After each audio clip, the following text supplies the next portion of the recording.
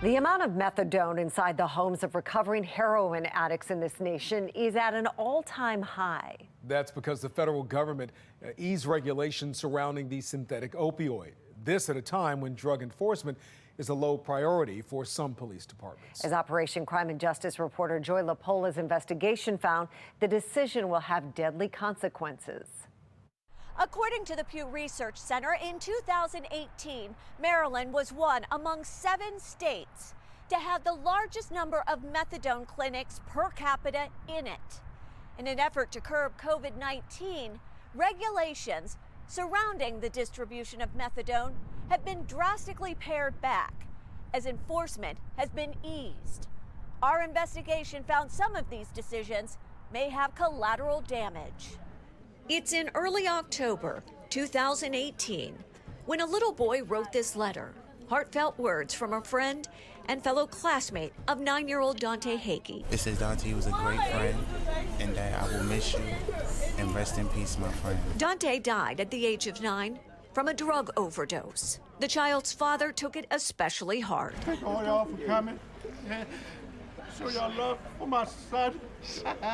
Dante died after drinking his father's methadone, a synthetic opioid often prescribed to people in treatment after becoming addicted to heroin. 618, Turning Point is one of Baltimore City's busiest methadone clinics. keep moving, guys. Milton Williams owns it. We're trying to give every client as many take-home bottles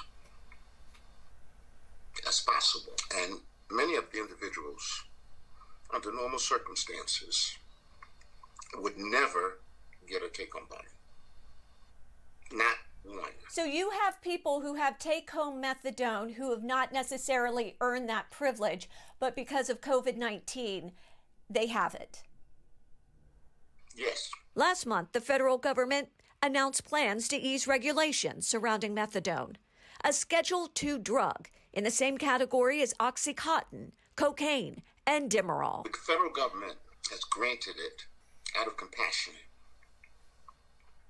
So the compassion has overridden the safety issues. Treatment protocols prior to COVID-19 required a client show up at a clinic where the methadone is dispensed daily. Those clients now have anywhere between 2 weeks to a month's worth of methadone in their possession. What's the risk? If I give you an extra bottle of methadone and you sell it, you could kill somebody. Methadone, considered a hot commodity on the streets, where Williams says a small bottle can garner as much as $100.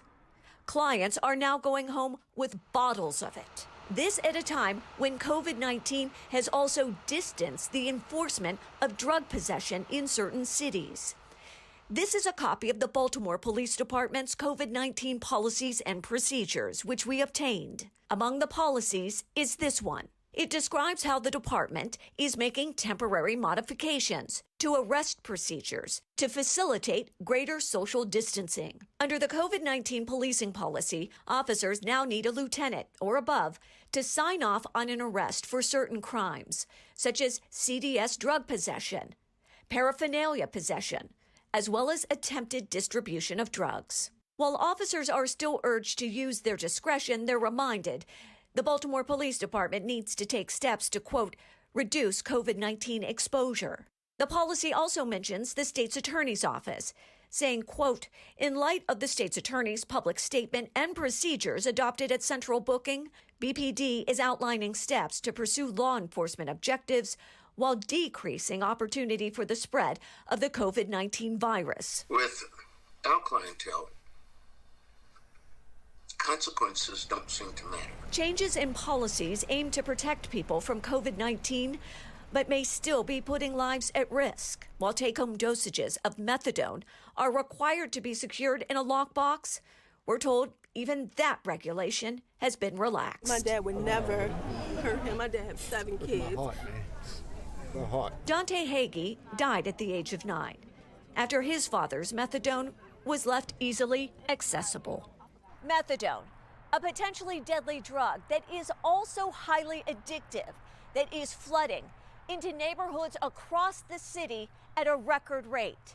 This at a time when safety and enforcement guidelines are being slashed. Now, if there's a story you'd like us to take a closer look at or investigate, we want to hear about it.